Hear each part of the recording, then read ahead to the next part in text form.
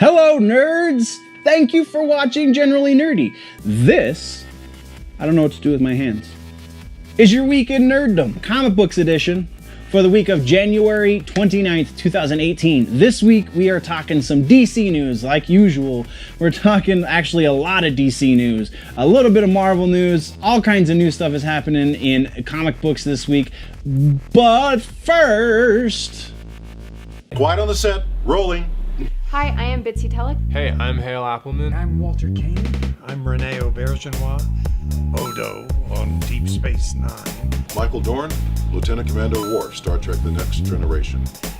Come and see me and hear me and talk to me and listen to me talk about myself. Hey man, this is Kevin Smith, often considered generally nerdy, and you are listening to what is often considered generally nerdy.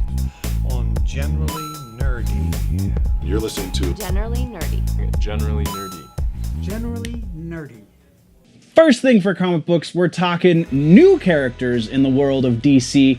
We have, the new character's name is Honor Guest. Honor Guest. Honor first name, Guest last name. Did that backwards. But the name of the book is called The Silencer. John Romita Jr.'s new character, Honor Guest, for this book is going to be very un-PC. I don't know what that means. So I read an interview where he's talking about how he wanted it to be un-PC and he wanted it to turn convention on its head. But then at the same time, like, and he wanted to not do a character just to tick boxes, just the whole diversity push thing. But then it's a Hispanic. No, she's not Hispanic. She's Polynesian. The character's female Polynesian with a Hispanic husband. And like, I don't know. Certain things sound disingenuous about that, but then he and the writer he's working with want to make her un-PC. So she's gonna be just kick ass and take names and not, I don't know exactly what that means. But it was interesting to see that someone, at least in this world, is pushing back against this politically correct movement that seems to be running rampant in all elements of our culture. So interesting. She's going to be part of the new age of superheroes that DC has started since the beginning of Rebirth. This is just continuing with that new age of superheroes that they are doing.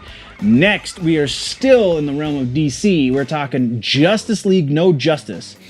This book is going to be written by Scott Snyder and Josh Williamson and James Tynion IV. Art from Francis Manapul, so he's going to be doing the art for the whole series for all three of these writers. The story is going to take place after the events of Dark Knight's Metal, which now has made the DC universe much bigger. So this storyline is going to force our superheroes to team up with villains, effectively, nemesis. There's a bunch of little teams that they're all forming, and there's pictures that I'm sure you're seeing right about now that have them in it. It's interesting. I really like Scott Snyder. And then at the end of this, he's going to be writing Justice League. He was writing Batman. Tynion also has done quite a bit of Batman. But he's going to be taking over Justice League once the end of No Justice has concluded. So that's really interesting. Next up, we're talking Doomsday Clock. Doomsday Clock number 3 and number 4. So number 3 is on shelves right now. Real quick, Batman has the original Rorschach's journal. He was given it by the new Rorschach, so that's really interesting. Comedian didn't die, which is very weird because like there was like police stuff about the death of the comedian. So I would imagine they saw a body, but no, that didn't happen. Dr. Manhattan teleported him to the DC universe proper. And weirdness, so they're trying to explain that away. So yeah, that's kind of the basic rundown of what happened in 3. It seems that 4 is going to potentially still be on the shelves next month, but after that, they're moving to a bi-monthly schedule. Or it could be 4 got pushed back and just I had conflicting stories, but still they're moving to a bi-monthly story arc now, just because they wanted to, they wanted to continue to be able to put at least 32 pages per issue. They didn't want to have to cut it back to 22, so in order to do that, they needed a little bit more time, so that's where we're at. Next, though, we're switching gears over to Marvel. We're getting an Old Woman Laura book, or it might be just a one-off. All New Wolverine issue number 33, which will come out in April, on April 4th. Written by Tom Taylor. Artist is Ramon Rosanas, I think. It's basically Old Man Logan, but with X-23. Kind of. It's I don't know. It's just really why do we need all of these old such and such. It was really cool with Wolverine because it was a novel idea, and now you're beating a dead horse. Marvel, why do you do this to yourself? I just don't think... So the real quick synopsis is we find Laura, who has given up the mantle of the Wolverine and is now queen of Madripoor. An old ancient evil brings her back to the yellow and blue suit, and then maybe she's gonna die by the end of it. But again, it starts on Wolverine, the all new Wolverine issue number 33, so they're not starting a whole new book, so maybe they'll cross the current Laura with Old Woman Laura and it'll be a thing. I don't know, but she might die, so that kind of gives it some stakes. But yeah, we're going to move on to our last bit for this week's comic book episode. Marvel timeline has shifted. Every so often, they have to, because otherwise, all of these heroes would be dead. If you think about it, Reed Richards and Ben Grimm used to, where did it go? Used to be World War II vets. And now, with this new shift, they're switching it over so that they are veterans of the... I just brain farted because I didn't write it down because I thought I was going to remember it. They are veterans of not World War II. World War II is what they used to be originally. When the Fantastic Four was originally written,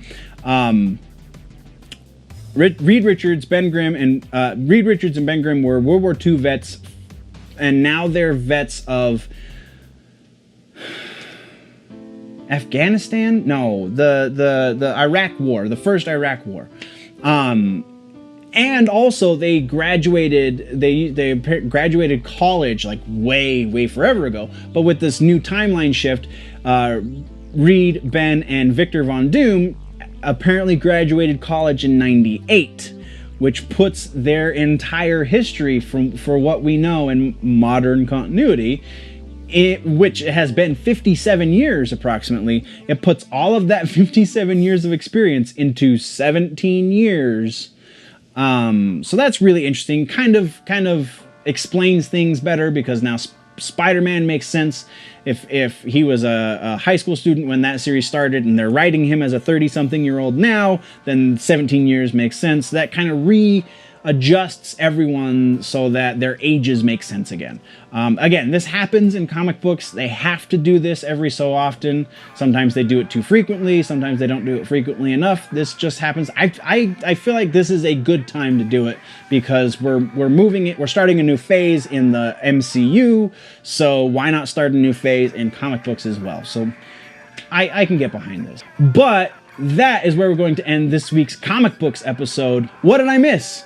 What should we talk about next week? Definitely let me know in the comments down low. If you want to go deeper into the conversation, jump over to the website, generallynerdy.net. You can find all of the freebies up there. You can find the social media links, so you can follow me on Facebook, Instagram, Twitter, all of the things. If you want to help, though, if you want to be a contributor, you want to help me keep this content flowing, jump over to patreon.com/generallynerdy and you can jump on for just $1 a month. If you're new to the channel, click the subscribe button wherever that subscribe button may be. If you like this video, click the like button. If you're running behind on your nerd news, you want to catch up, click or tap right there to the left of my face. But before you go, always remember that if it's generally nerdy, it's probably here.